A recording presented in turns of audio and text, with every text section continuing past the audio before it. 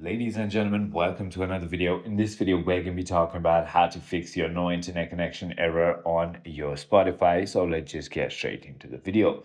The first thing you want to do is check if your offline mode is turned off. In order to do so, simply tap on your profile, go to settings and privacy, click on playback, and make sure that offline mode is turned off right inside of here.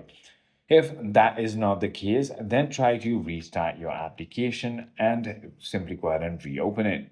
If that doesn't work either, then you want to check for any updates available. So simply open your App Store or Play Store and search for Spotify.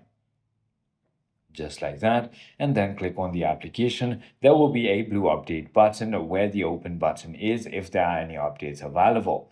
The other thing you want to try to do is simply uninstall and reinstall your application. I hope this video clarified everything for you. If you have further more queries, feel free to comment down below and I'll see you on the next one.